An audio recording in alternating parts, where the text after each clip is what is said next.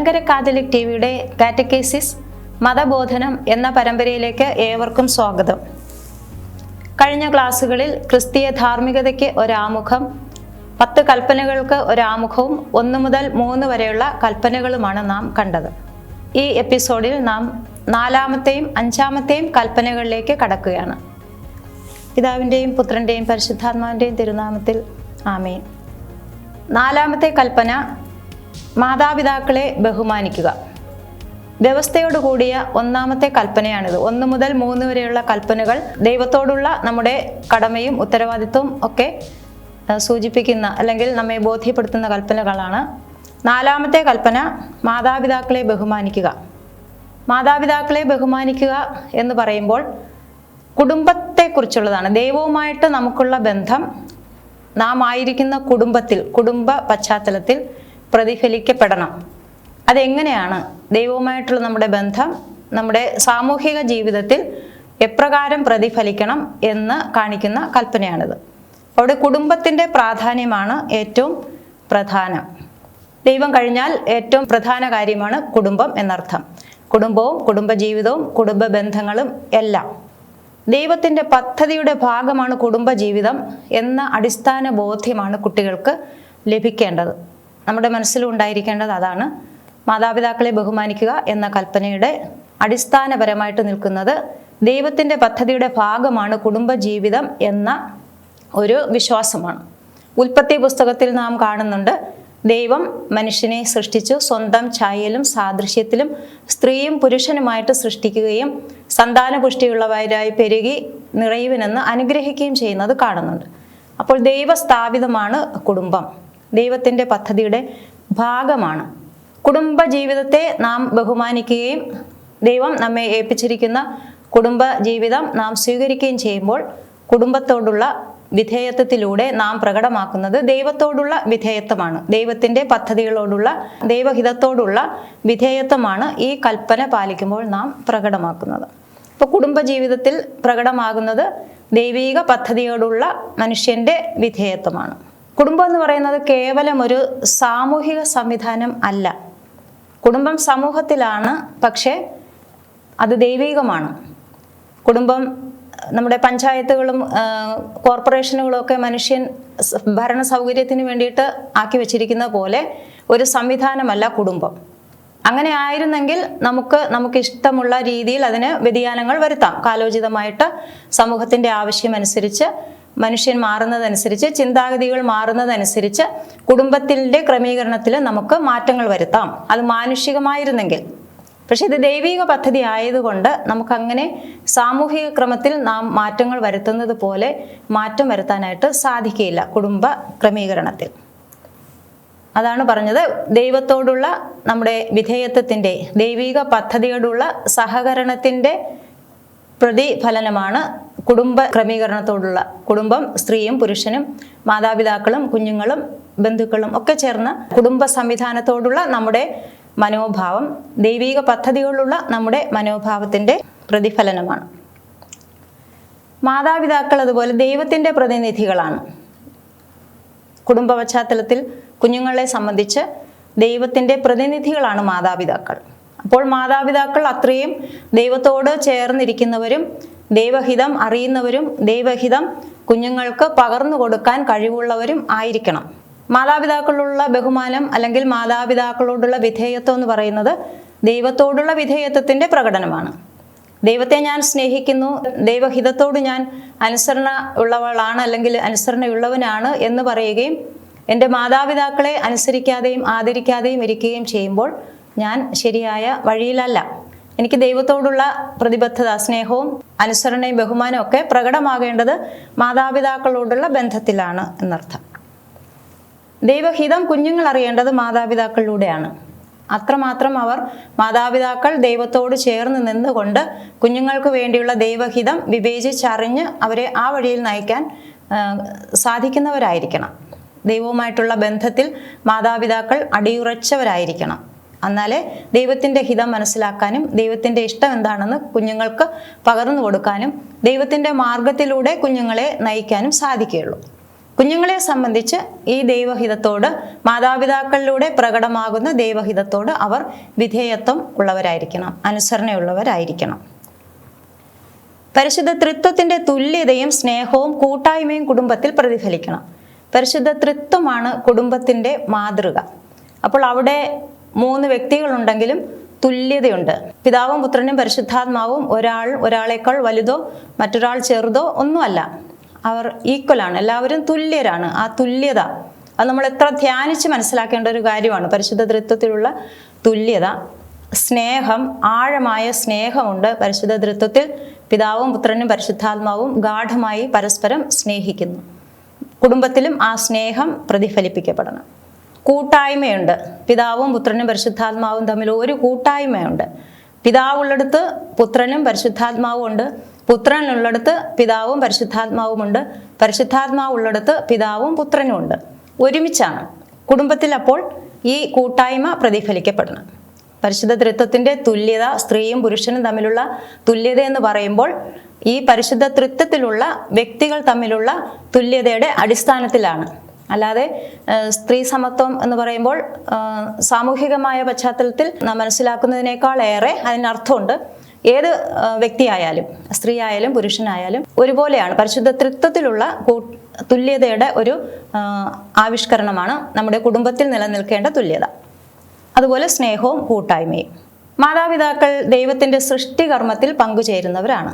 നമുക്കറിയാം, ജീവശാസ്ത്രപരമായിട്ട് കുഞ്ഞുങ്ങൾക്ക് ജീവൻ നൽകുക എന്നതിലുപരി കുഞ്ഞുങ്ങൾക്ക് ജന്മം നൽകുന്ന ആ പ്രക്രിയ ദൈവത്തിൻ്റെ സൃഷ്ടികർമ്മത്തിലുള്ള പങ്കുചേരലാണ്. അപ്പോൾ അത് പറയുമ്പോൾ അത് ദൈവവുമായിട്ടുള്ള ആഴമായ ബന്ധത്തിൽ നിന്ന് ഉളവാകേണ്ട ഒരു കാര്യമാണ്. സൃഷ്ടികർമ്മത്തിലുള്ള പങ്കുചേരലാണ്. അതുകൊണ്ടാണ് മാതാപിതാക്കൾ പ്രാർത്ഥിച്ചൊരുങ്ങി ദൈവഹിതത്തോട് വിധേയപ്പെട്ട് കുഞ്ഞുങ്ങൾക്ക് ജന്മം നൽകണം എന്ന് പറയുന്നത്. സൃഷ്ടികർമ്മത്തിലുള്ള പങ്കുചേരലാണ്. കുഞ്ഞുങ്ങളെ സംബന്ധിച്ച് ജീവശാസ്ത്രപരമായിട്ട് ജന്മം നൽകിയ മാതാപിതാക്കൾ ദൈവത്തിൻ്റെ സ്ഥാനത്ത് നിൽക്കുന്നവരാണ്. എങ്ങനെയെങ്കിലും അവരുണ്ടായിപ്പോയതല്ല. ചില മാതാപിതാക്കൾ അങ്ങനെ കരുതുന്നുണ്ടാകാം, കുട്ടികൾ ഉണ്ടായി ഇനി അവർ തന്നെ വളർന്നോളും, എങ്ങനെയെങ്കിലും വളർന്നോളും എന്ന് ഒരു ധാരണയുണ്ട്. പക്ഷെ അങ്ങനെയല്ല. അധികമായ ഒരു ഉത്തരവാദിത്വം കുഞ്ഞുങ്ങളുടെ വളർച്ചയിൽ ഈ മാതാപിതാക്കൾക്ക് ഉണ്ട്. അവർ ദൈവത്തിൻ്റെ സ്ഥാനത്ത് നിന്നുകൊണ്ടാണ് അവർക്ക് ജന്മം നൽകുന്നത്. അതുപോലെ കുടുംബം നേരിടുന്ന വെല്ലുവിളികളെ വിശ്വാസത്തിൻ്റെ വെളിച്ചത്തിൽ നേരിടണം. എല്ലാ കുടുംബങ്ങളിലും പ്രശ്നങ്ങൾ ഉണ്ടാകാം, വെല്ലുവിളികൾ ഉണ്ടാകാം, വിഷമകരമായ സാഹചര്യങ്ങൾ ഉണ്ടാകാം, സന്തോഷത്തിൻ്റെ നിമിഷങ്ങൾ ഉണ്ടാകാം. അതെല്ലാം പ്രതിസന്ധികൾ ഉണ്ടാകുമ്പോൾ ദൈവ വിശ്വാസത്തിൽ ഉറച്ചു നിന്നുകൊണ്ട്, ദൈവത്തോട് ചേർന്ന് ആലോചന ചോദിച്ചുകൊണ്ട് കുടുംബത്തിൽ ഉണ്ടാകുന്ന പ്രശ്നങ്ങളെയും വെല്ലുവിളികളെയും ഒക്കെ നേരിടാനും ഈ കൽപ്പന നമ്മെ ഓർമ്മിപ്പിക്കുന്നുണ്ട്. കുടുംബത്തിൻ്റെ തലവനും യഥാർത്ഥ നായകനും ഒക്കെ ദൈവമാണ്. സാമൂഹികമായിട്ട് പറഞ്ഞാലും സമൂഹത്തിൻ്റെയും അടിത്തറ എന്ന് പറയുന്നത് കുടുംബമാണെന്ന് നമുക്കറിയാം. സഭയുടെയും അടിസ്ഥാന ഘടകമാണ് കുടുംബം. എല്ലാ തരത്തിലുമുള്ള ജോലി വഹിക്കുന്നവരും ഏതൊരു വ്യക്തിയും അടിസ്ഥാനപരമായിട്ട് പരിശീലിപ്പിക്കപ്പെടുന്നത് കുടുംബത്തിലാണ്. ഡോക്ടറായാലും എഞ്ചിനീയർ ആയാലും വൈദികനായാലും സന്യസ്തരായാലും ഏത് ആളായാലും ഏത് തരക്കാരായാലും അടിസ്ഥാനം കിട്ടുന്നത് കുടുംബത്തിൽ നിന്നാണ്. കുടുംബത്തിന് അത്രയും വലിയ പ്രാധാന്യം സാമൂഹികമായിട്ട് ചിന്തിച്ചാലുമുണ്ട്. സഭയുടെ അടിസ്ഥാന ഘടകമാണെന്നറിയാം. അതുകൊണ്ട് ഗാർഹിക സഭ എന്നാണ് നമ്മൾ കുടുംബത്തെ വിശേഷിപ്പിക്കുന്നത്. ഇത്രയും അടിസ്ഥാനപരമായ ബോധ്യങ്ങളിൽ നിന്നുകൊണ്ട് വേണം മാതാപിതാക്കളോടുള്ള കടമകൾ മനസ്സിലാക്കാൻ. പ്രധാനമായും മാതാപിതാക്കളെ സ്നേഹിക്കാനും ബഹുമാനിക്കാനും അനുസരിക്കാനും കടപ്പെടുത്തുന്നു ഈ കൽപ്പന. ഈ സ്നേഹത്തിന്, ബഹുമാനത്തിനും അനുസരണയ്ക്കും 2 തലങ്ങളുണ്ട്. ഒരു സ്വാഭാവിക തലമുണ്ട്, അതിസ്വാഭാവികമായ ഒരു തലവുമുണ്ട്. സ്വാഭാവിക തലം എന്ന് പറയുമ്പോൾ മാതാപിതാക്കളും കുഞ്ഞുങ്ങളും ഒരുമിച്ച് ജീവിക്കുന്നു. മാതാപിതാക്കൾ കുഞ്ഞുങ്ങൾക്ക് ജന്മം നൽകുന്നു, വിദ്യാഭ്യാസം നൽകുന്നു, വേണ്ട കാര്യങ്ങളെല്ലാം നൽകി സംരക്ഷിക്കുന്നു. അതുകൊണ്ട് കുഞ്ഞുങ്ങളുടെ ഉത്തരവാദിത്തമാണ് അവരെ ബഹുമാനിക്കുക എന്നുള്ളത്, ആദരിക്കുക എന്നുള്ളത്.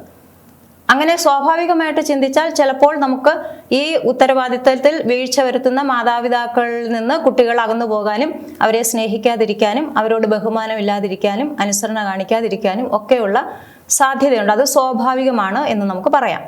പക്ഷേ ക്രിസ്തീയ വിശ്വാസത്തിൻ്റെ വെളിച്ചത്തിൽ ഈ കാര്യങ്ങൾക്കെല്ലാം തന്നെ സ്നേഹം, ബഹുമാനം, അനുസരണമൊക്കെ ഒരു അതിസ്വാഭാവിക തലം കൂടിയുണ്ട്. അതാണ് ദൈവവുമായിട്ടുള്ള ബന്ധത്തിൽ നിന്ന് വരുന്നതാണ്.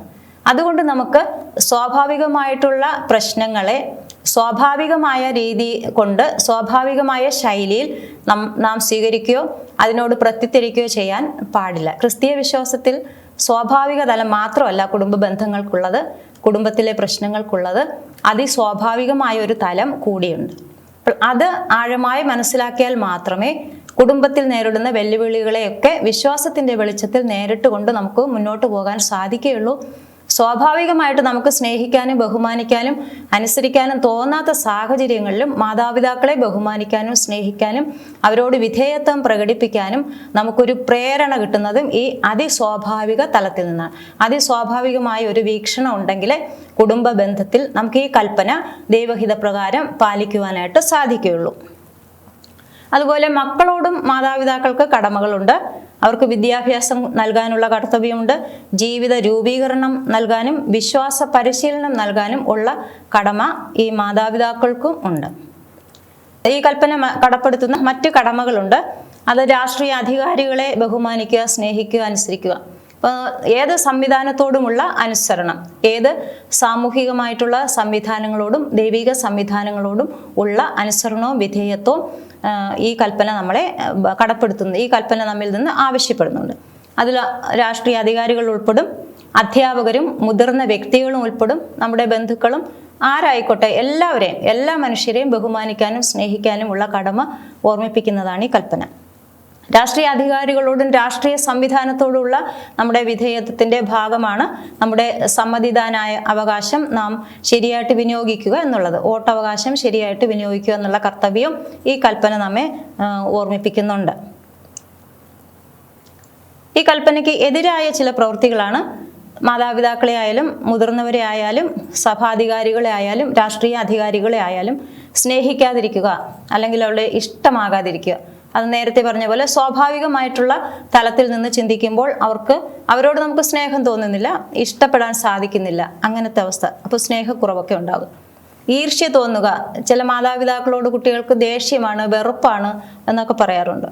അതുപോലെ പൊതുവേദിയിൽ മാതാപിതാക്കളെ അംഗീകരിക്കാതിരിക്കുക, മാതാപിതാക്കളെ കാണാൻ കൊള്ളത്തില്ല എന്ന് പറഞ്ഞുകൊണ്ടോ വിദ്യാഭ്യാസ കുറവുള്ളത് കൊണ്ടോ എന്തെങ്കിലും കാരണത്താൽ സമ്പത്തില്ല എന്നതിൻ്റെ പേരിലോ ഒക്കെ പൊതുവായിട്ട് പൊതുവേദിയിൽ ടീച്ചേഴ്സിനോടോ കൂടെയുള്ളവരോടോ ഒക്കെ അവരെ എൻ്റെ അമ്മയാണ് എൻ്റെ അപ്പനാണെന്ന് പറയാൻ സാധിക്കാതിരിക്കുന്ന അവസ്ഥ. മാതാപിതാക്കളെ എതിർക്കുകയും അവരുടെ ഉപദേശങ്ങളും നിർദ്ദേശങ്ങളും സ്വീകരിക്കാതിരിക്കുക ഈ കൽപ്പനയ്ക്ക് എതിരാണ്. പറയുന്നതൊന്നും അനുസരിക്കാതിരിക്കുക, എതിർത്ത് പറയുക, ധിക്കാരപൂർവ്വം പെരുമാറുക ഒക്കെ. അവരുടെ സമ്പത്ത് മാത്രം മോഹിക്കുക. ചില കുട്ടികൾ അമ്മ അപ്പനെയൊക്കെ സ്നേഹിക്കുന്നത് ഇനി ഭാവിയിൽ അവരുടെ സമ്പത്തിൻ്റെ ഉടമസ്ഥത ഞങ്ങൾക്കാണ് എന്ന ചിന്തയോടെ ആയിരിക്കാം. അതൊക്കെ അപൂർവമായിട്ടെങ്കിലും ഉള്ള കാര്യങ്ങളാണ്. അങ്ങനെ അവരെ സ്നേഹിക്കാൻ പാടില്ല. അതിനുവേണ്ടി മാത്രം ജോലിയുടെയും പണം, സമൂഹത്തിലെ സ്ഥാനം. ഇപ്പം എൻ്റെ അപ്പനും അമ്മയ്ക്കും മാതാപിതാക്കൾക്കും നല്ല ജോലിയും നല്ല സാമ്പത്തിക അവസ്ഥയും ഒക്കെ ഉണ്ടെങ്കിൽ നമുക്ക് കാണുമ്പോൾ അഭിമാനം തോന്നുന്നു എങ്കിൽ സമൂഹത്തിൽ ഞാൻ അവരെ അംഗീകരിക്കും, സ്നേഹിക്കും, ബഹുമാനിക്കും. അല്ലെങ്കിൽ ഇല്ല. അതൊക്കെ ഈ കൽപ്പനയ്ക്ക് എതിരാണ് അങ്ങനെയുള്ള അവസ്ഥകൾ. പ്രായമായ മാതാപിതാക്കളെ കൂടെ താമസിപ്പിക്കാതിരിക്കുക. നമ്മുടെ സൗകര്യങ്ങൾ നോക്കിയിട്ട് അവരെ നമ്മുടെ കൂടെ നമ്മുടെ കുടുംബത്തിൽ ഉൾപ്പെടുത്താൻ ബുദ്ധിമുട്ട് അനുഭവപ്പെടുന്ന അവസ്ഥ. ബുദ്ധിമുട്ട് മാത്രമല്ല, അവരെ അവിടുന്ന് മാറ്റി നിർത്തുക, അല്ല ഉൾക്കൊള്ളിക്കാതിരിക്കുക. അവർക്ക് ഭക്ഷണം, വസ്ത്രം, ചികിത്സ ഇവ നൽകാതിരിക്കുക.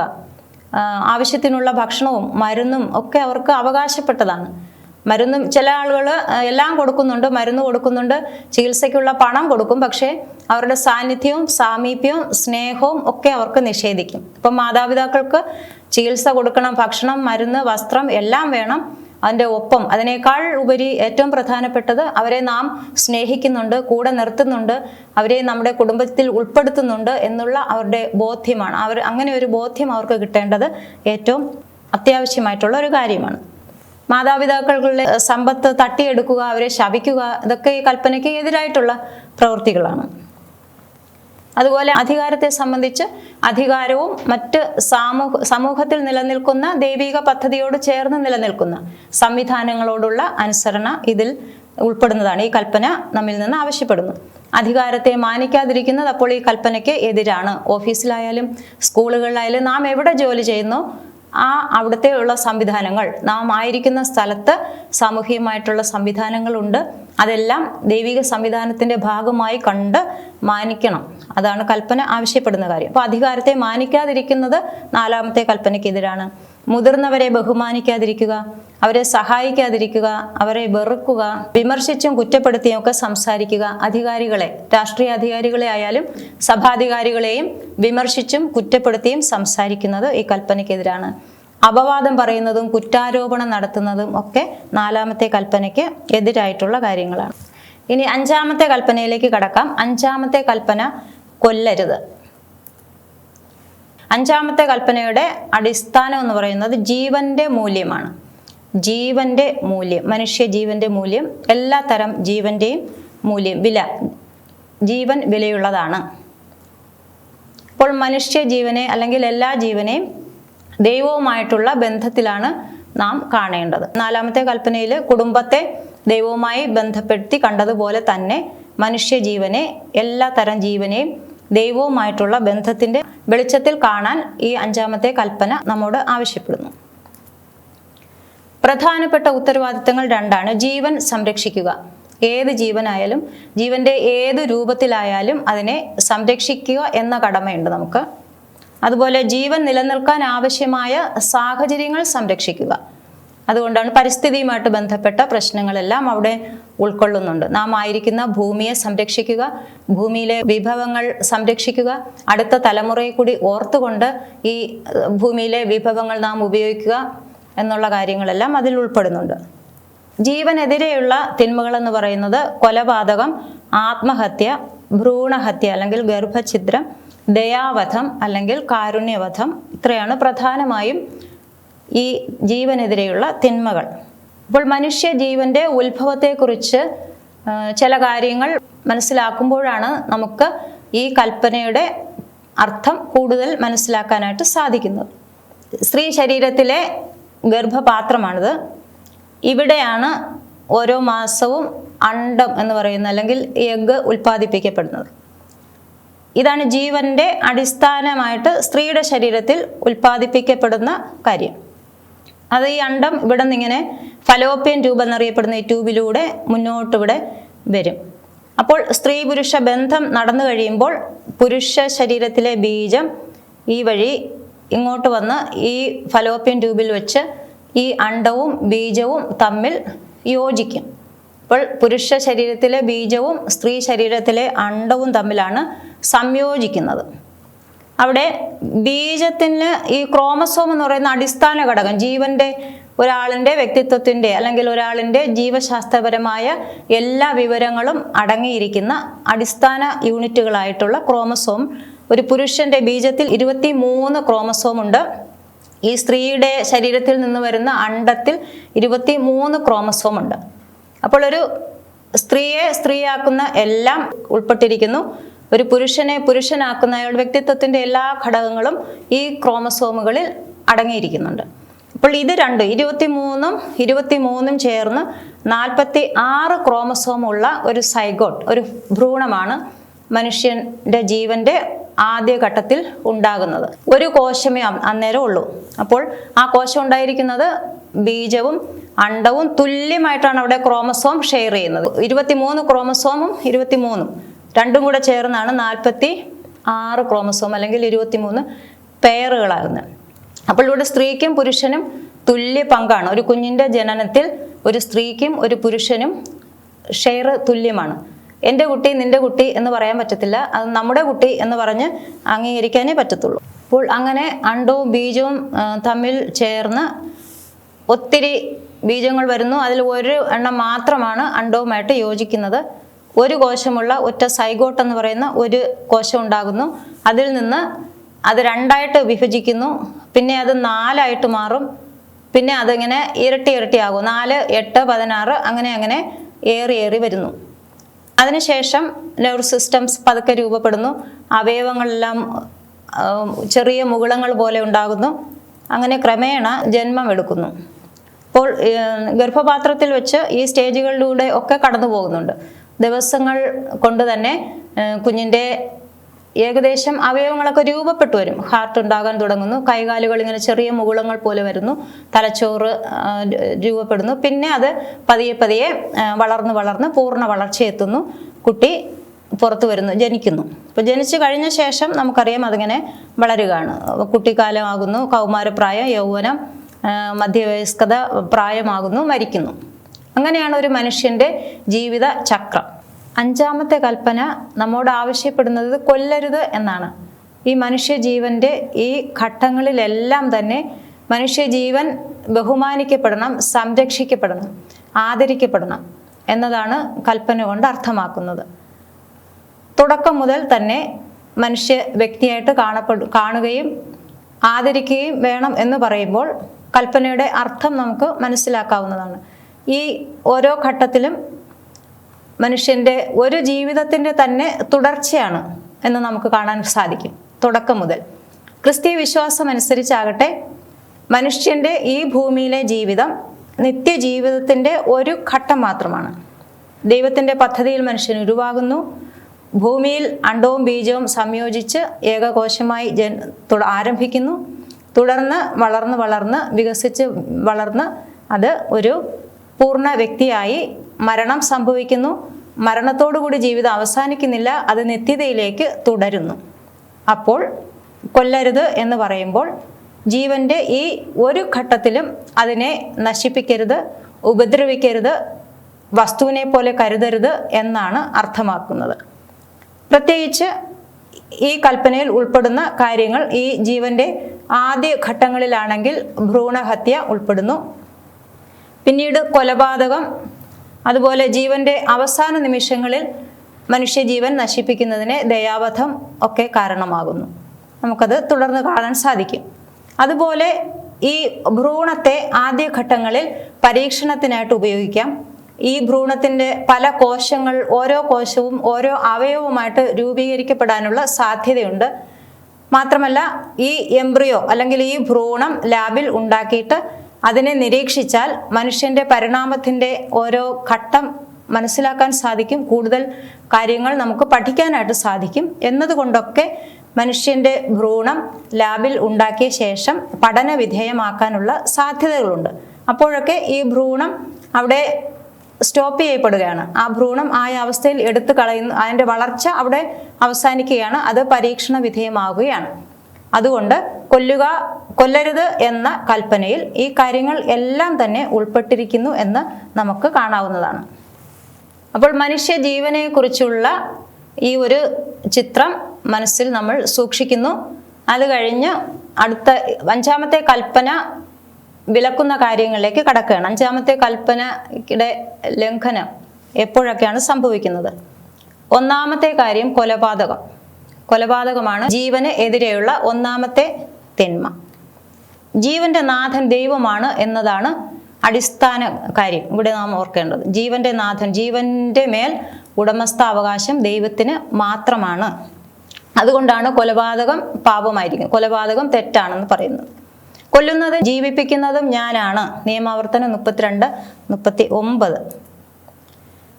ഒരാളുടെ ജീവൻ നശിപ്പിക്കുന്നത് ജീവിക്കാനുള്ള ഒരാളുടെ അടിസ്ഥാന അവകാശത്തിൻ്റെ ലംഘനമാണ്. അപ്പം നാം കണ്ടു കഴിഞ്ഞു, ഒരാൾ ഉരുവായ നിമിഷം മുതൽ ജനിച്ച് ജീവിച്ച് വളർന്ന് മരണം വരെ, ശാരീരികമായ മരണം വരെ ഒരാൾക്ക് ജീവിക്കണം. ആ ജീവിക്കാനുള്ള അവകാശം എല്ലാവർക്കും ഉണ്ട്, എല്ലാ വ്യക്തികൾക്കും ഉണ്ട്. ആ ജീവന്റെ മേലുള്ള കടന്നുകയറ്റമാണ് കൊലപാതകം എന്ന് പറയുന്നത്. ഒരാളെ കൊല്ലുമ്പോൾ കൊലപാതകം എന്ന് പറയുന്നത് പ്രായപൂർത്തിയായ ഒരു മനുഷ്യനെ വേറൊരാൾ കൊല്ലുന്നു, അയാളുടെ ജീവൻ നശിപ്പിച്ച് കളയുന്നതാണ്. അപ്പോൾ ഒരാളുടെ ജീവൻ നശിപ്പിക്കുന്നതാണ് കൊലപാതകം. അങ്ങനെ മറ്റൊരാളുടെ ജീവൻ നശിപ്പിക്കാൻ ഒരു മനുഷ്യനെയും ദൈവം അനുവദിച്ചിട്ടില്ല. സ്വന്തം ജീവൻ സംരക്ഷിക്കുന്നതിന് എല്ലാവർക്കും ഉത്തരവാദിത്വമുണ്ട്, കടമയുണ്ട്. അവനവൻ്റെ ജീവൻ, സ്വന്തം ജീവൻ സംരക്ഷിക്കാനുള്ള കടമയും ഉത്തരവാദിത്വവും എല്ലാ മനുഷ്യർക്കുണ്ട്. ജീവിച്ചിരിക്കാനുള്ള ആഗ്രഹം എല്ലാവർക്കും ഉണ്ട്.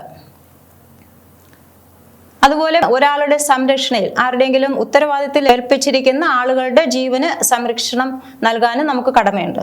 എൻ്റെ ജീവൻ സംരക്ഷിക്കാനും എൻ്റെ ഉത്തരവാദിത്വത്തിൽപ്പെട്ടവരുടെ ജീവൻ സംരക്ഷിക്കാനും ഉള്ള ഉത്തരവാദിത്വം എനിക്കുണ്ട്. അതുകൊണ്ട് എൻ്റെ ജീവൻ സംരക്ഷിക്കാൻ ഞാൻ ശ്രമിക്കുന്നു. എൻ്റെ കടമ ഞാൻ നിറവേറ്റുമ്പോഴോ അല്ലെങ്കിൽ എൻ്റെ ഉത്തരവാദിത്തത്തിൽപ്പെട്ടവരുടെ ജീവൻ സംരക്ഷിക്കാൻ ഞാൻ ശ്രമിക്കുമ്പോഴോ മറ്റൊരാൾക്ക് പരിക്കേൽക്കുകയോ മറ്റൊരാൾ മരണപ്പെടുകയോ ചെയ്താൽ, കൊല ചെയ്യപ്പെടുകയോ ചെയ്താൽ അതിൻ്റെ ഉത്തരവാദിത്വം കുറവായിരിക്കും. അവിടെ അത് കൊലപാതകം എന്ന് പറയാനായിട്ട് സാധിക്കുകയില്ല. അവിടെ കുറ്റകരമല്ലാത്ത ഒരു പ്രവൃത്തിയാണ് അവിടെ നടക്കുന്നത്. കാരണം എൻ്റെ ജീവൻ സംരക്ഷിക്കാൻ എനിക്ക് കടമയുണ്ട്, എന്നെ ഏൽപ്പിച്ചിരിക്കുന്നവരുടെ ജീവൻ സംരക്ഷിക്കാൻ എനിക്ക് കടമയുണ്ട്, അതിന് ഞാൻ ശ്രമിക്കുന്നു. അപ്പോൾ ഇവിടെ ദ്വിഫല സിദ്ധാന്തം എന്ന് നമ്മൾ ഒന്നാമത്തെ ക്ലാസ്സിൽ കണ്ടതാണ്. ഞാൻ എൻ്റെ ജീവൻ സംരക്ഷിക്കുന്നു, അല്ലെങ്കിൽ എൻ്റെ ഉത്തരവാദിത്വത്തിൽപ്പെട്ടവരുടെ ജീവൻ സംരക്ഷിക്കുന്നു. അതിൻ്റെ ഫലമായിട്ട് എൻ്റെ ജീവൻ സംരക്ഷിക്കപ്പെടുന്നു, സുരക്ഷിതമാകുന്നു. പക്ഷേ അതിൻ്റെ കൂടെ അങ്ങനെ ഒരു നന്മ വരുന്നതോടൊപ്പം തന്നെ ഒരു തിന്മയും അവിടെ സംഭവിക്കുന്നു. മറ്റേയാൾ മുറിപ്പെടുകയോ മരണപ്പെടുകയോ ചെയ്യുന്നു. അങ്ങനെയാണ് സഭ അതിനെ കാണുന്നത്. അപ്പോൾ കത്തോലിക്ക സഭയുടെ മതബോധന ഗ്രന്ഥത്തിൽ വ്യക്തമായിട്ടത് പറഞ്ഞിട്ടുണ്ട്. 2264, 2265 നമ്പറുകളിൽ. ഇപ്പോൾ മറ്റൊരാളെ കൊല്ലാൻ നമുക്ക് അവകാശമില്ല. പക്ഷേ എൻ്റെ ജീവൻ സംരക്ഷിക്കുമ്പോഴോ എൻ്റെ ഉത്തരവാദിത്തത്തിൽപ്പെട്ടവരുടെ ജീവൻ സംരക്ഷിക്കുമ്പോഴോ മറ്റൊരാൾക്ക് മരണം സംഭവിച്ചാൽ അത് വിലയിരുത്തുന്നത് വേറെ രീതിയിലാണ് എന്നർത്ഥം. ദ്വിഫല സിദ്ധാന്തം ഉപയോഗിച്ചാണ്. നേരിട്ടുള്ളത് മനഃപൂർവ്വവുമായ കൊലപാതകം ആണ് ഈ കൽപ്പന വിലക്കുന്നത്. നേരിട്ട് ആരെയും കൊല്ലാൻ പാടില്ല. കൊല്ലണം എന്നുള്ള ഉദ്ദേശത്തോടെ കൊല്ലുന്നതും കൊലപാതകമാണ്. പുതിയ നിയമത്തിൽ നാം കാണുന്നത് കോപം, വിദ്വേഷം, പ്രതികാരം എല്ലാം കൊലപാതകത്തിന് തുല്യമാണ്. മത്തായി എഴുതിയ സുവിശേഷത്തിൽ യേശു വ്യക്തമായിട്ടത് പറയുന്നുണ്ട്. കോപിക്കുന്നതും വിദ്വേഷം വെക്കുന്നതും പ്രതികാരം ചെയ്യുന്നതും മുതലായ കാര്യങ്ങളൊക്കെ തന്നെ കൊലപാതകത്തിന് തുല്യമാണ്. അതുപോലെ പരോക്ഷമായ ഒരാളുടെ മരണത്തിന് കാരണമാകുന്ന പ്രവൃത്തികളും കൊലപാതകത്തിൽ പെടുന്നു. കൊലപാതകത്തിന് തുല്യമാണ്. പരോക്ഷമായിട്ട് മറ്റുള്ളവരുടെ മരണത്തിന് കാരണമാകുന്ന കാര്യങ്ങൾ, ഒരാൾക്ക് ഏതെങ്കിലും ഒരു മരുന്ന് കൊടുക്കുന്നു, അത് അറിഞ്ഞുകൊണ്ട് മനഃപൂർവ്വം ആളുടെ മരണത്തിലേക്ക് നയിക്കും എന്ന് അറിഞ്ഞുകൊണ്ട് തന്നെ ആണ് കൊടുക്കുന്നതെങ്കിൽ ആ മരണം കൊലപാതകമാണ്. നാം അതിന് ഉത്തരവാദികളുമാണ്. ജീവൻ അപകടത്തിലാകുമ്പോൾ രക്ഷിക്കാൻ ശ്രമിക്കാതിരിക്കുന്നതും 5-ാമത്തെ കൽപ്പനയ്ക്കെതിരാണ്. സ്വയം ജീവൻ സംരക്ഷിക്കാൻ സാധിക്കാത്ത അവസ്ഥയിലായിരിക്കുന്നവരുടെ ജീവന് സംരക്ഷണം നൽകാൻ, ജീവൻ രക്ഷിച്ചെടുക്കാൻ നമുക്ക് കടമയുണ്ട്. അത് നിറവേറ്റാതിരിക്കുന്നതും 5-ാമത്തെ കൽപ്പനയ്ക്ക് എതിരായിട്ടുള്ളൊരു പ്രവൃത്തിയാണ്. അതുപോലെ ശാരീരിക മരണം മാത്രമല്ല, മാനസികമായ മരണമുണ്ട്, ആത്മീക മരണവും ഉണ്ട്. ശാരീരിക ജീവൻ നഷ്ടമാക്കുന്നതും കൊലപാതകമാണ്.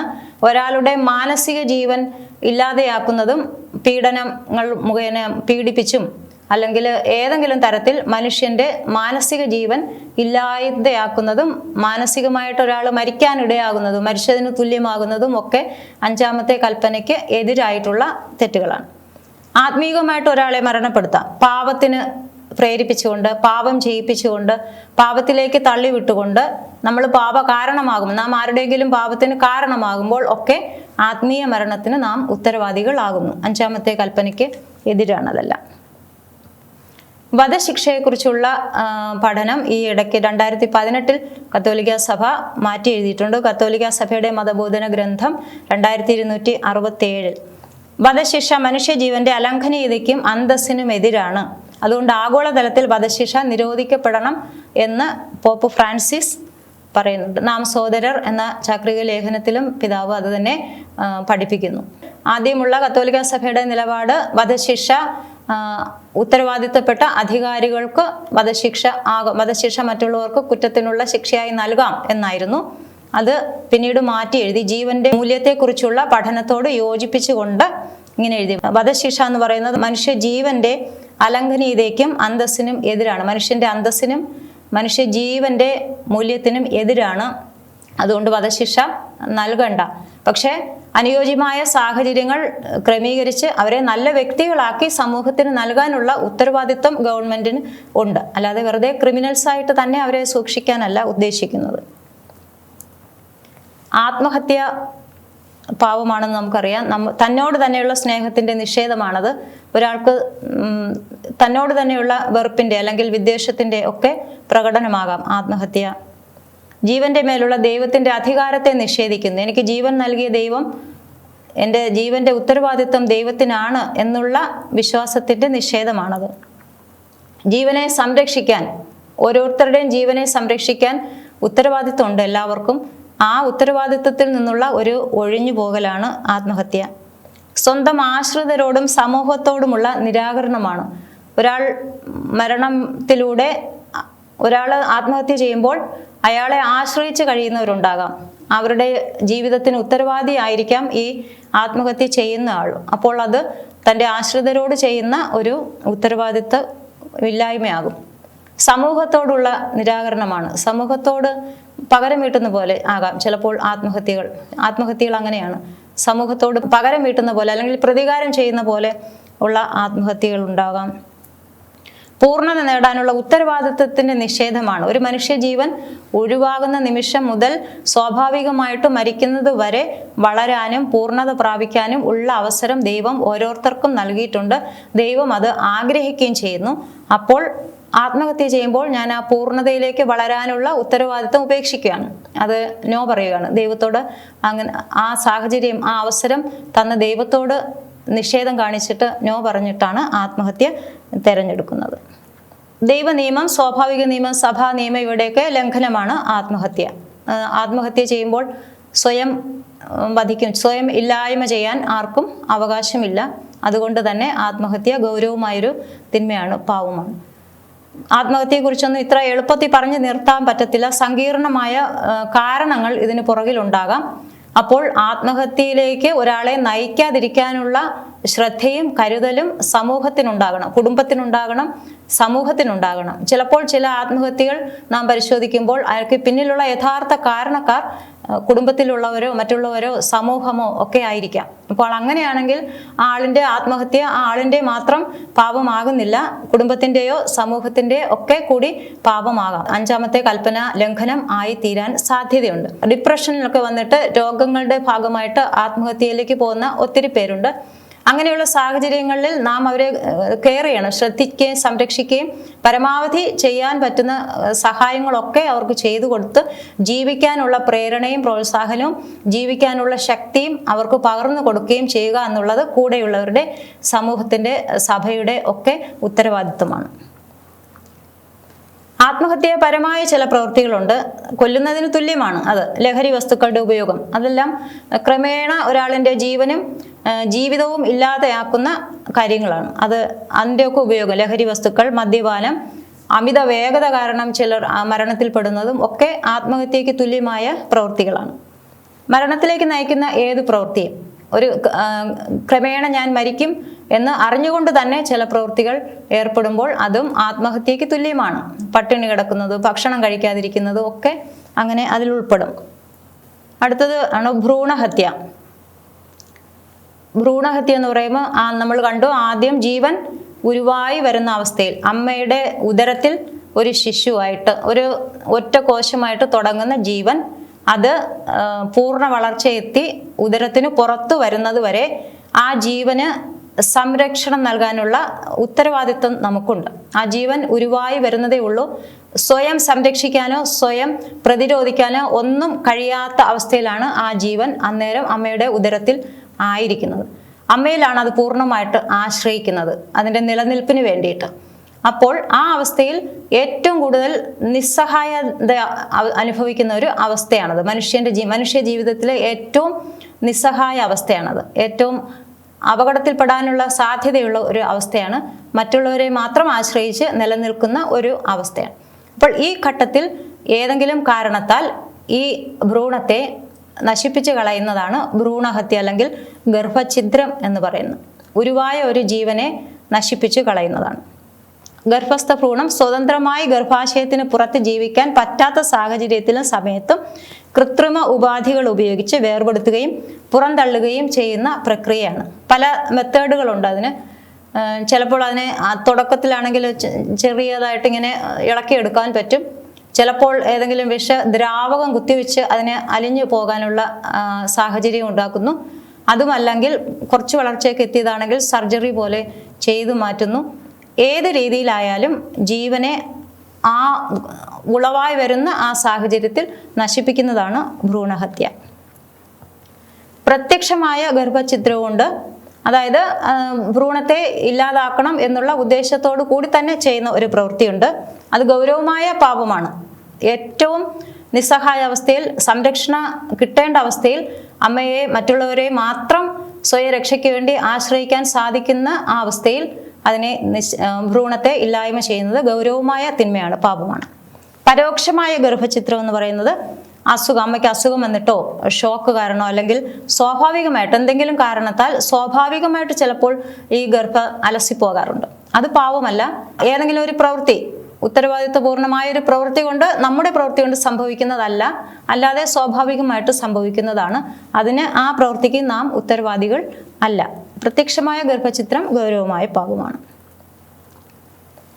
കത്തോലിക്ക സഭയുടെ പഠനം ഇതാണ്: മനുഷ്യജീവൻ ഗർഭധാരണത്തിന്റെ നിമിഷം മുതൽ ആദരിക്കപ്പെടുകയും നിരുപാധികമായി സംരക്ഷിക്കപ്പെടുകയും വേണം. സഭ അതാ പഠിപ്പിക്കുന്നത്. മനുഷ്യജീവൻ ഗർഭധാരണത്തിന്റെ ആദ്യ നിമിഷം മുതൽ, ആ ഒരു കോശമായിട്ട് അത് ഉണ്ടാകുമ്പോൾ മുതൽ അതൊരു മനുഷ്യജീവനാണ്. മനുഷ്യജീവനാകുമ്പോൾ തന്നെ മനുഷ്യ വ്യക്തിയാണ്. ജീവിക്കാനുള്ള അവകാശം അതിനുണ്ട്. അത് സംരക്ഷിക്കപ്പെടണം, നിരുപാധികമായിട്ട് ആദരിക്കപ്പെടുകയും ഒരു മനുഷ്യ വ്യക്തിയായി തന്നെ ആദരിക്കപ്പെടുകയും സംരക്ഷിക്കപ്പെടുകയും വേണം എന്നാണ് കത്തോലിക്ക സഭയുടെ നിലപാട്. അപ്പോൾ അത് ആദ്യം ആ ഘട്ടങ്ങളിലൊക്കെ ആണെങ്കിൽ ഭ്രൂണഹത്യ ശരിയായ കാര്യമാണോ എന്ന് പറയുന്നവരുണ്ട്. 24 ആഴ്ച വരെ ഭ്രൂണഹത്യ ഇന്ത്യയിൽ അനുവദനീയമാണ്, നിയമപരമാണ്. അതുകൊണ്ട് പല പല ഘട്ടങ്ങളിൽ അതിനെ നശിപ്പിക്കുന്നത് നിരുപദ്രവകരമാണ്, അല്ലെങ്കിൽ പാപകരമല്ല, കുറ്റകരമല്ല എന്നൊക്കെയുള്ള ചിന്താഗതികളുണ്ട്. അപ്പോൾ സഭയുടെ നിലപാട് ഇതാണ്: മനുഷ്യജീവൻ ഗർഭധാരണത്തിന്റെ നിമിഷം മുതൽ, ആ ഒരു കോശമായി ഉണ്ടാകുന്ന നിമിഷം മുതൽ സ്വാഭാവികമായിട്ട് മരിക്കുന്നത് വരെ മനുഷ്യ വ്യക്തിയാണ്. അത് ആദരിക്കപ്പെടുകയും നിരുപാധികമായി സംരക്ഷിക്കപ്പെടുകയും വേണം. ഗർഭധാരണത്തിന്റെ നിമിഷം മുതൽ വ്യക്തിയാണ്. ജനിച്ചു കഴിഞ്ഞിട്ടോ അല്ലെങ്കിൽ ജനിക്കുന്നതിന് ഒരാഴ്ച മുമ്പോ ജനിക്കുന്നതിന് 2 ആഴ്ച മുമ്പോ മാത്രമല്ല മനുഷ്യ വ്യക്തി. ഉരുവാകുന്ന നിമിഷം മുതൽ ജീവിക്കാനുള്ള അവകാശം മാനിക്കപ്പെടണം. ജീവനും സമഗ്രതയും ആദരിക്കപ്പെടണം. ജീവൻ ഉള്ള വ്യക്തിയെ അവരുടെ ജീവനെ നാം റെസ്പെക്ട് ചെയ്യണം, ബഹുമാനിക്കണം. ഗർഭഛിദ്രത്തിന് സഹായിക്കുന്നതും കൂട്ടുനിൽക്കുന്നതും കുറ്റകരമാണ്. ഒരാളുടെ ഭ്രൂണഹത്യക്ക് സഹായിക്കുന്നതും കുറ്റകരമാണ്. ഏതെങ്കിലും തരത്തിൽ അതിനെ അനുകൂലിക്കുന്നതും ഏതെങ്കിലും വിധത്തിൽ വേണ്ട സഹായങ്ങളൊക്കെ ചെയ്തു കൊടുക്കുന്നതും ഒക്കെ കുറ്റകരമാണ്. അതുപോലെ ഗർഭധാരണ ഉത്തരവാദിത്തപരമായിരിക്കണം. കൗദാശികമായി വിവാഹിതരായ സ്ത്രീയും പുരുഷനുമാണ് ശിശുക്കൾക്ക് ജന്മം നൽകേണ്ടത്. മിക്കവാറും ഭ്രൂണഹത്യയിലേക്ക് നയിക്കുന്ന സാഹചര്യങ്ങൾ എന്ന് പറയുന്നത് വിവാഹത്തിന് മുമ്പുള്ള ഗർഭധാരണമോ അല്ലെങ്കിൽ വിവാഹത്തിനുള്ളിൽ തന്നെ കുഞ്ഞുങ്ങളെ വേണ്ട എന്ന തീരുമാനം ഒരാൾക്ക് വേണ്ട ഒരാൾക്ക് വേണം, അങ്ങനെയുള്ള അവസ്ഥകളിലൊക്കെ നിരുത്തരവാദിത്തപരമായിട്ടുള്ള ഗർഭധാരണം ഉണ്ടാകുന്നതാണ് ഭ്രൂണഹത്യയിലേക്ക് നയിക്കുന്ന ഒരു സാഹചര്യം. അതുകൊണ്ട് എപ്പോഴും ഉത്തരവാദിത്തപരമായിരിക്കണം ഗർഭധാരണം. ഒരു കുഞ്ഞ് ഉരുവാകേണ്ടത് സ്ത്രീയും പുരുഷനും തമ്മിലുള്ള ഉത്തരവാദിത്തപൂർണമായ ഒരു പ്രവൃത്തിയുടെ ഫലമായിട്ട് ആയിരിക്കണം. അതുകൊണ്ട് സഭ പറയുന്നത് വിവാഹിതരായ സ്ത്രീയും പുരുഷനും, കൗദാശികപരമായിട്ട് വിവാഹിതരായ സ്ത്രീയും പുരുഷനുമാണ് കുഞ്ഞിന് ജന്മം നൽകേണ്ടത്.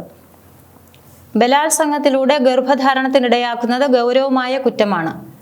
ഒരാളെ റേപ്പ് ചെയ്യുന്നു, ആ റേപ്പിലൂടെ സ്ത്രീയുടെ ഉദരത്തിൽ ജീവൻ ഉരുവാകുന്നു, ആ സ്ത്രീ അത് അബോർട്ട് ചെയ്ത് കളയുന്നു, ഭ്രൂണഹത്യ നടത്തുന്നു എങ്കിൽ ആ റേപ്പ് ചെയ്ത, ബലാത്സംഗം ചെയ്ത ആൾക്കും അതിനുള്ള ഉത്തരവാദിത്വം, ആ ഗൗരവമായ പാപം ആ ആൾക്കും ഉള്ളതാണ്. സ്ത്രീ മാത്രമല്ല അതിൻ്റെ ഉത്തരവാദിത്വം വഹിക്കേണ്ടത്. അതുകൊണ്ട് ബലാത്സംഗത്തിലൂടെ ഗർഭധാരണത്തിനിടയാകുന്നത് ഗൗരവമായ പാപമാണ്, കുറ്റകരമാണ്. ഗർഭാവസ്ഥയിലുള്ള ഭ്രൂണത്തിന്റെ ഉത്തരവാദിത്തം ഏറ്റെടുക്കാതിരിക്കുന്നത് ഗൗരവമായ തിന്മയാണ്. ഒരു സ്ത്രീയും ഒരു പുരുഷനും തമ്മിലുള്ള ബന്ധത്തിന്റെ ഫലമായിട്ടാണ് ഒരു ഭ്രൂണം ഒരു സ്ത്രീയുടെ ഉദരത്തിൽ ഉരുവാകുന്നത്. അത് ഉരുവായി കഴിയുമ്പോൾ മുതൽ ഉത്തരവാദിത്വം സ്ത്രീക്ക് മാത്രമല്ല പുരുഷനുമുണ്ട്, സ്ത്രീക്കും ഒരുപോലെയാണ് ആ പാപത്തിൽ പങ്ക്. പിന്നീട് അത് അബോർട്ട് ചെയ്യപ്പെടാൻ ഇടയാകുമ്പോൾ ഉത്തരവാദിത്വം രണ്ടുപേർക്കും ഉള്ളതാണ്. രണ്ടുപേരും കൽപ്പന ലംഘിച്ചു. 5ാമത്തെ കൽപ്പനയ്ക്കെതിരായിട്ടുള്ള ഒരു പ്രവൃത്തിയാണത്. വിവാഹിതരാകാത്തവർ ഗർഭം ധരിക്കുന്നതും ഗർഭം ധരിക്കാൻ ഇടയാക്കുന്നതും ഗർഭഛിദ്രത്തിന് കാരണമാകുന്നതും തിന്മയാണ്, പാപമാണ്. 5ാമത്തെ കൽപ്പനയ്ക്കെതിരാണ്. വിവാഹത്തിന് മുമ്പ് ഗർഭം ധരിക്കുന്നത്, സ്ത്രീ ആണെങ്കിൽ ഗർഭം ധരിക്കുന്നതും പുരുഷനാണെങ്കിൽ ഗർഭധാരണത്തിന് ഇടയാക്കുന്നതും, ആ രണ്ടുപേരും ആണെങ്കിലും ഗർഭഛിദ്രത്തിന് കാരണമാകുന്നതും, അവരെ സഹായിക്കുന്നതും കൂട്ടുനിൽക്കുന്നതും അനുകൂലിക്കുന്നതും എല്ലാം കുറ്റകരമാണ്, തിന്മയാണ്. അതുപോലെ ഒരു കുഞ്ഞുണ്ടാകാനായി ഒന്നിൽ കൂടുതൽ ഭ്രൂണങ്ങൾ ഉണ്ടാക്കുകയും ഏറ്റവും നല്ലവയെ തിരഞ്ഞെടുത്ത ശേഷം മറ്റുള്ളവയെ നശിപ്പിക്കുകയും ചെയ്യുന്നു എന്നതിനാൽ വിവാഹിതർക്കായി കൃത്രിമമായി ഭ്രൂണം ഉണ്ടാക്കുന്നത് ധാർമ്മികമായി സഭ അംഗീകരിക്കുന്നില്ല. കുഞ്ഞുങ്ങളില്ലാത്തവർക്ക് വന്ധ്യതയ്ക്കുള്ള ചികിത്സയായിട്ട് IVF ഉണ്ടല്ലോ, കൃത്രിമമായിട്ട് കുഞ്ഞുങ്ങൾക്ക് ജന്മം നൽകാം. പക്ഷെ അവിടെ ലാബിൽ വെച്ച് ഒരു അണ്ടവും ബീജവും സംയോജിപ്പിച്ച് കൃത്രിമമായിട്ട് സംയോജിപ്പിച്ച് കുഞ്ഞിന് ജന്മം നൽകണം. അമ്മയുടെ ഉദരത്തിൽ ആ ഭ്രൂണത്തെ വെച്ച് വളരാൻ അനുവദിക്കുന്നു. അവിടെ സംഭവിക്കുന്നത് എന്താണെന്ന് വെച്ചാൽ ഒരു കുഞ്ഞിന് വേണ്ടിയിട്ട് ഒരു ബീജവും ഒരു അണ്ടവും മാത്രമല്ല അവിടെ സംയോജിപ്പിക്കപ്പെടുന്നത്, ഒന്നിലേറെ ബീജവും അണ്ടവും തമ്മിൽ ലാബിൽ യോജിപ്പിക്കുന്നു. അതിൽ ഏറ്റവും നല്ലത് സെലക്ട് ചെയ്ത് അമ്മയുടെ ഉദരത്തിൽ വെക്കുന്നു. ബാക്കി ഭ്രൂണങ്ങൾ ഭാവിയിൽ ഉപയോഗിക്കാൻ വേണ്ടി മാറ്റിവെക്കുകയോ സൂക്ഷിച്ചു വയ്ക്കുകയോ അല്ലെങ്കിൽ നശിപ്പിച്ച് കളയുകയോ എന്തെങ്കിലും ചെയ്യുന്നു. അപ്പോൾ അവിടെ ഭ്രൂണഹത്യയാണ് നടക്കുന്നത്, കാരണം ഭ്രൂണം നശിപ്പിക്കപ്പെടുന്നു. അതുകൊണ്ട് വിവാഹിതർക്ക് വേണ്ടിയുള്ള കൃത്രിമമായിട്ട് ഭ്രൂണം ഉണ്ടാക്കുന്നത് അല്ലെങ്കിൽ കുഞ്ഞുങ്ങളെ ഉണ്ടാക്കാൻ വേണ്ടിയിട്ട് ലാബിൽ അണ്ടവും ബീജവും സംയോജിപ്പിക്കുന്ന രീതി സഭ അംഗീകരിക്കുന്നില്ല.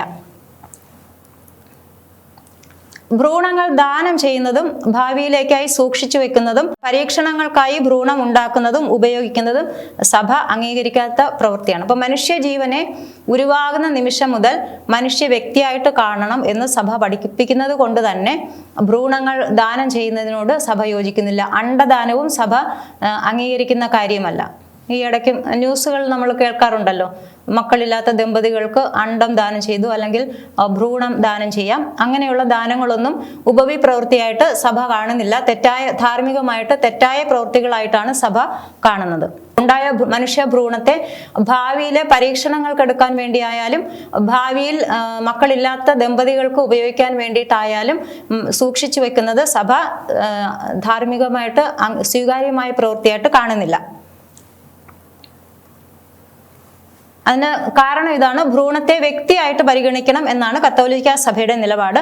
വസ്തുവായി കാണാനായിട്ട് പാടില്ല. ഇപ്പൊ ദാനം ചെയ്യുന്നു അല്ലെങ്കിൽ പരീക്ഷണങ്ങൾക്ക് ഉപയോഗിക്കുന്നു എന്നൊക്കെ വരുമ്പോൾ അവിടെ ഒരു വസ്തുവായിട്ടാണ് കാണുന്നത്.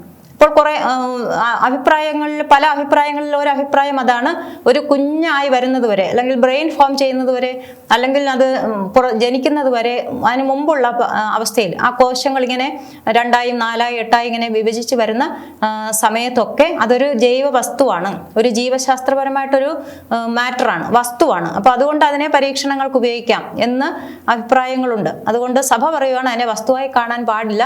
മനുഷ്യ ഭ്രൂണം ഉണ്ടാകുന്ന നിമിഷം മുതൽ വ്യക്തിയായി പരിഗണിക്കപ്പെടണം. ലക്ഷ്യം എത്ര നല്ലതായാലും അതിനുവേണ്ടി ഒരു ഭ്രൂണമെങ്കിലും നശിപ്പിക്കപ്പെടാൻ ഇടയാകുമെങ്കിൽ ആ പ്രവൃത്തി ധാർമ്മികമായി കത്തോലിക്കാ സഭ അംഗീകരിക്കുന്നില്ല.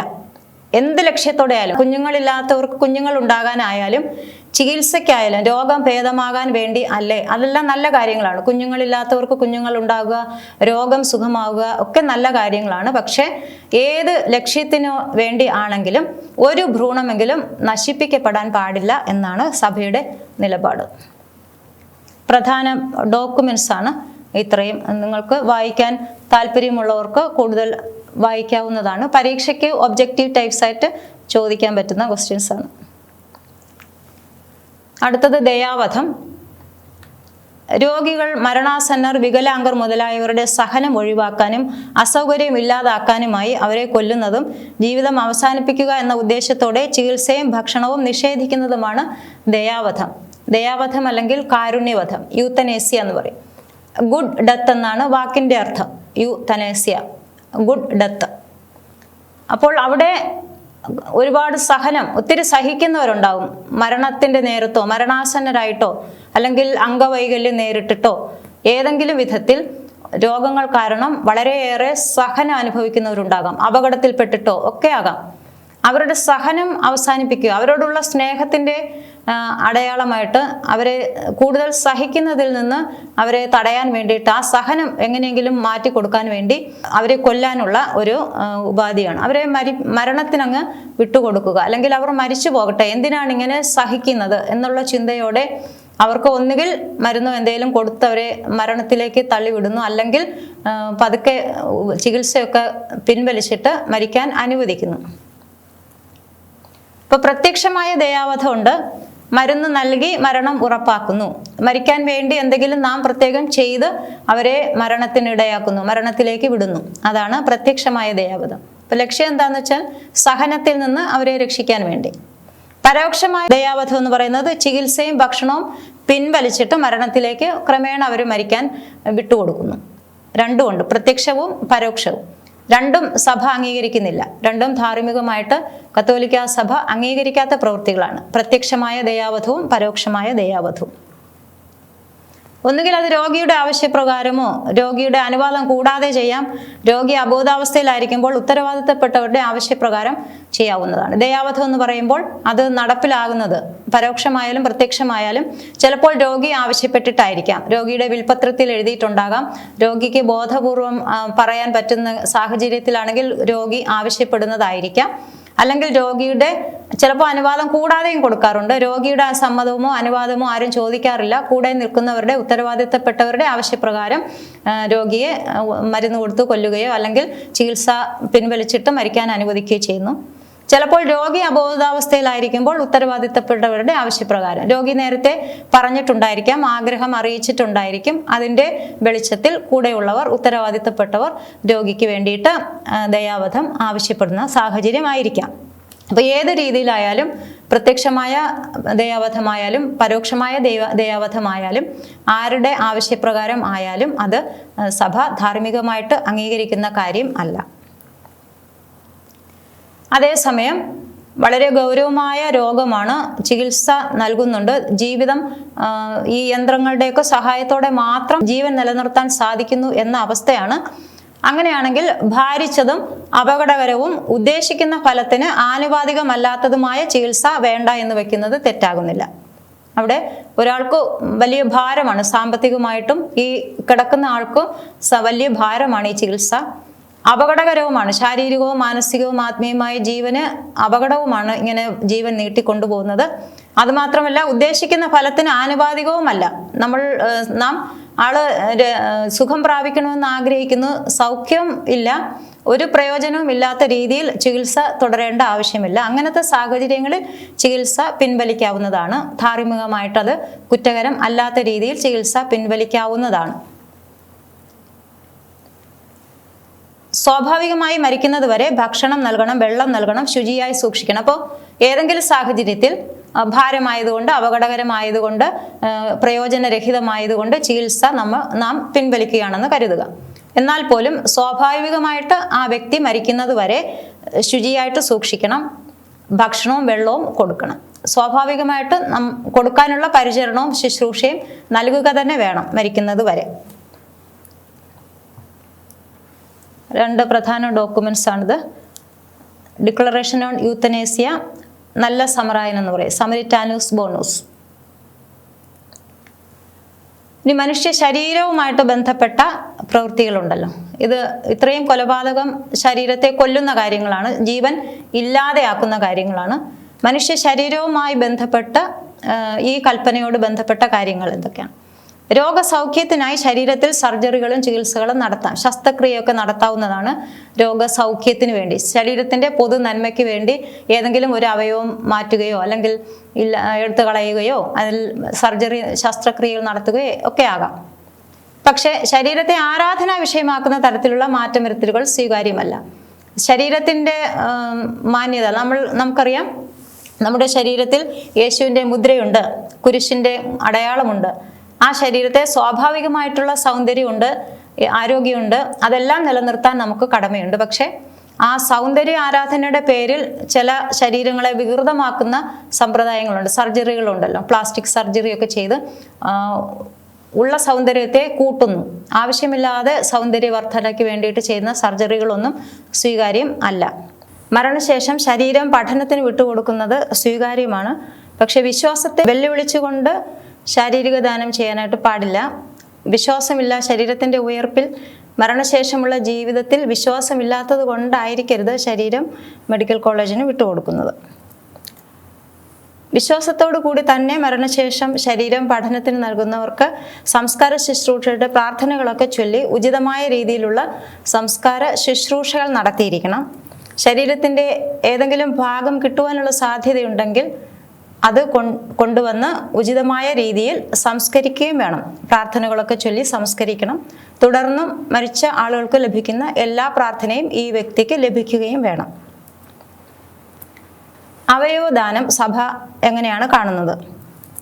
എന്താണ് അവയവദാനം? ഒരാൾ മരണശേഷമോ ജീവിക്കുമ്പോൾ തന്നെയോ തൻ്റെ അവയവങ്ങൾ മറ്റൊരാളുടെ ജീവൻ നിലനിർത്താൻ വേണ്ടിയോ രോഗസൗഖ്യത്തിനു വേണ്ടിയോ സ്വമനസ ശസ്ത്രക്രിയയിലൂടെ നൽകുന്നതാണ് അവയവദാനം.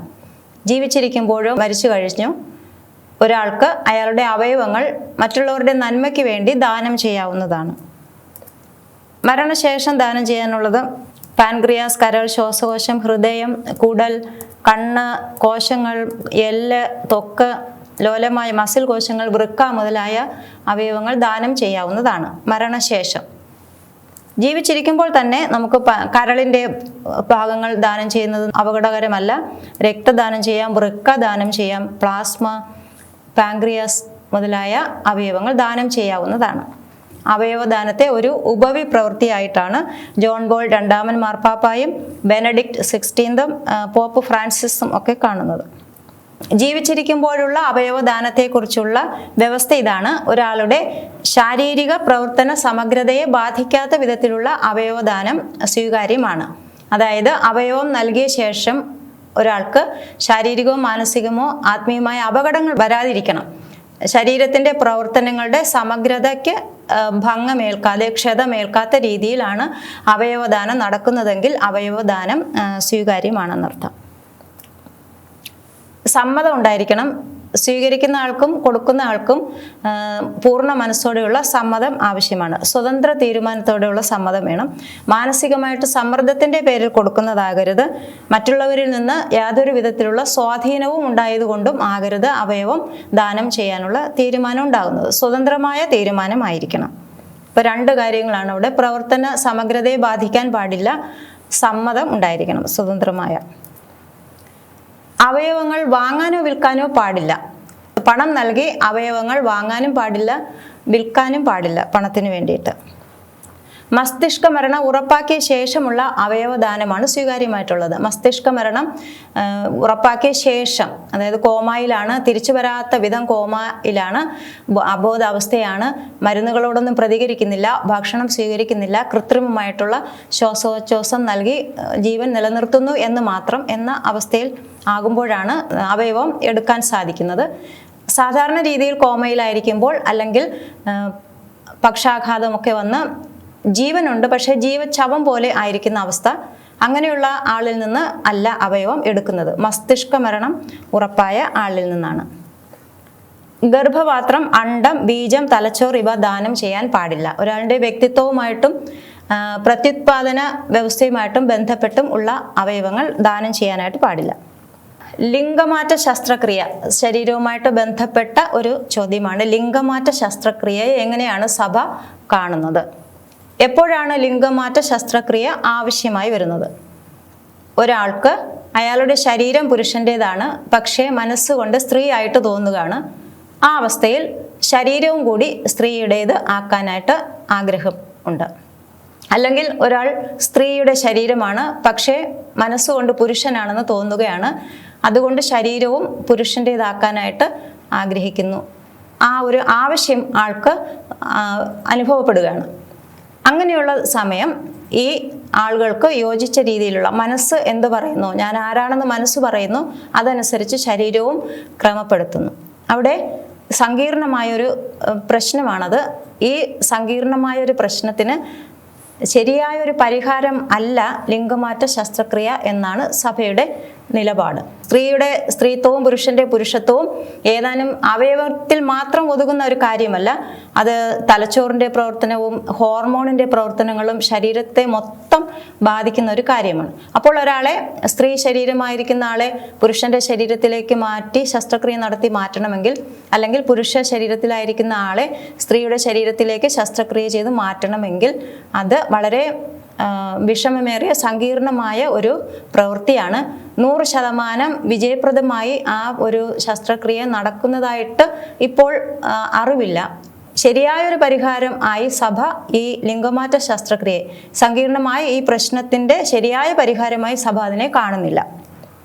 അഞ്ചാമത്തെ കൽപ്പനയുമായിട്ട് ബന്ധപ്പെട്ടതാണ് യുദ്ധം.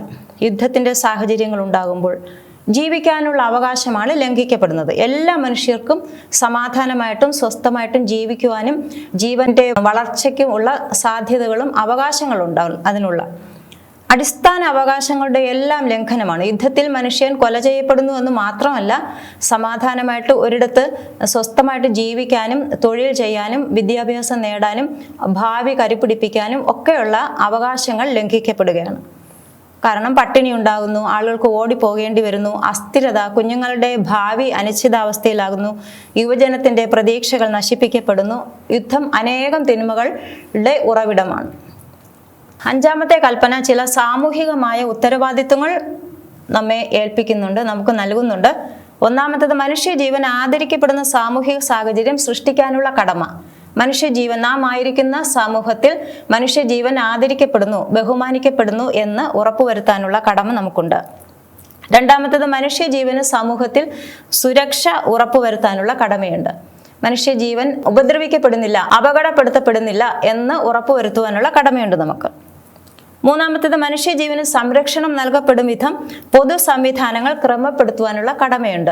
അബോർഷനിലേക്ക് നയിക്കുന്ന സാഹചര്യങ്ങൾ ഇല്ലാതാക്കാനും മനുഷ്യന് ആവശ്യമായ ചികിത്സ ലഭിക്കുന്നു എന്നുള്ള കാര്യം ഉറപ്പുവരുത്താനും, അതുപോലെ ഏത് രീതിയിലായാലും മനുഷ്യജീവന് സംരക്ഷണം, അപകടത്തിൽപ്പെട്ടാൽ സംരക്ഷണം ലഭിക്കുന്നു, ഏത് വിധത്തിലായാലും മനുഷ്യജീവന് എപ്പോഴും സംരക്ഷണം ലഭിക്കുന്ന ഒരു സാമൂഹിക ചുറ്റുപാട് നമുക്ക് ചുറ്റും സൃഷ്ടിക്കുവാനുള്ള കടമ നമുക്കുണ്ട്. നാലാമത്തേത് മനുഷ്യൻ അവൻ്റെ അന്തസ്സിന് ചേർന്ന വിധം ജീവിക്കാനുള്ള സാമൂഹിക ചുറ്റുപാടുകൾ ഉറപ്പുവരുത്താനുള്ള കടമ. എല്ലാ മനുഷ്യർക്കും അവരുടെ വ്യക്തികളുടെ അന്തസ്സിന് ചേർന്ന വിധത്തിൽ മനുഷ്യോചിതമായ രീതിയിൽ ജീവിക്കുവാനുള്ള സാഹചര്യങ്ങൾ നാം ആയിരിക്കുന്ന സമൂഹത്തിൽ ഉറപ്പുവരുത്താനുള്ള കർത്തവ്യം നമുക്കുണ്ട്. അതിനുവേണ്ടി പരിശ്രമിക്കാൻ നാം കടപ്പെട്ടിരിക്കുന്നു. അഞ്ചാമത്തേത് എല്ലാവർക്കും ഭക്ഷണം, പാർപ്പിടം, വസ്ത്രം, വിദ്യാഭ്യാസം, തൊഴിൽ മുതലായവ ഉറപ്പുവരുത്താനുള്ള കടമയുണ്ട്. ചിലർക്ക് മാത്രം ഉള്ളതല്ല. ഭക്ഷണവും പാർപ്പിടവും വസ്ത്രവും വിദ്യാഭ്യാസത്തിനും തൊഴിലിനുള്ള അവസരം എല്ലാവർക്കും ലഭിക്കേണ്ടതാണ്. അത് ഉറപ്പുവരുത്താൻ ആകുന്ന വിധത്തിൽ പരിശ്രമിക്കാനുള്ള കർത്തവ്യം നമുക്ക് ഉണ്ട്. ആറാമത്തെ മനുഷ്യജീവന് സമാധാനത്തിൽ വളർന്ന് വികാസം പ്രാപിക്കാനുള്ള സാഹചര്യങ്ങൾ നിഷേധിക്കാതിരിക്കാനുള്ള കടമയുണ്ട്. എല്ലാവർക്കും ആയിരിക്കുന്ന സ്ഥലത്ത് സമാധാനമായിട്ട്, അവർ ആഗ്രഹിക്കുന്ന സ്ഥലത്ത് സമാധാനമായിട്ടും സ്വസ്ഥമായിട്ടും ജീവിക്കുവാനുള്ള കടമ.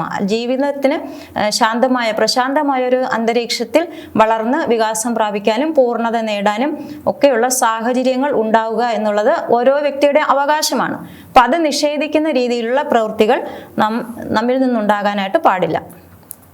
ഏഴാമത്തേത് പട്ടിണി, പാർപ്പിടമില്ലായ്മ, വസ്ത്രമില്ലായ്മ, വിദ്യാഭ്യാസമില്ലായ്മ, തൊഴിലില്ലായ്മ, ആരോഗ്യ പരിരക്ഷണത്തിനുള്ള സാഹചര്യത്തിൻ്റെ അഭാവം മുതലായവ നിർമ്മാർജ്ജനം ചെയ്യാനായി സാധ്യമായതെല്ലാം ചെയ്യാൻ ഈ കൽപ്പന നമ്മെ കടപ്പെടുത്തുന്നുണ്ട്. നിഷ്ക്രിയരായിരിക്കാൻ പാടില്ല. ഇതൊന്നും നമ്മെ ബാധിക്കുന്നില്ല എന്ന് വിചാരിച്ചിരിക്കാൻ പാടില്ല. നാം എന്തെങ്കിലും ഇതിനു വേണ്ടിയിട്ട് ഇവയെല്ലാം നമ്മുടെ സമൂഹത്തിൽ നിന്ന് ദൂരീകരിക്കാൻ, ദാരിദ്ര്യ നിർമ്മാർജ്ജനത്തിന് വേണ്ടിയും ഒക്കെ പ്രവർത്തിക്കുവാനുള്ള ഒരു ഉത്തരവാദിത്വമുണ്ട്. 8 യുദ്ധം, കലാപം മുതലായവ ഒഴിവാക്കാനും ഇല്ലാതാക്കാനും ഉള്ള കടമയുണ്ട്. യുദ്ധവും കലാപവും ഒക്കെ ഉണ്ടാകാതിരിക്കാനുള്ള സാഹചര്യങ്ങൾ നാം സൃഷ്ടിക്കണം. ഇനി ഉണ്ടാവുകയാണെങ്കിൽ തന്നെ അത് ഇല്ലാതെയാക്കാൻ, നിർത്തലാക്കാൻ വേണ്ടിയിട്ട് പരിശ്രമിക്കുകയും ചെയ്യണം, പ്രാർത്ഥിക്കണം. അതിനുവേണ്ടി പരിശ്രമിക്കാനും ഉള്ള കടമ നമുക്ക് തീർച്ചയായും ഉണ്ട്. 9ാമത്തേത് മനുഷ്യജീവൻ ഏതെങ്കിലും വിധത്തിൽ അപകടത്തിലാകുമ്പോൾ സഹായിക്കാനുള്ള കടമയും നമുക്കുണ്ട്.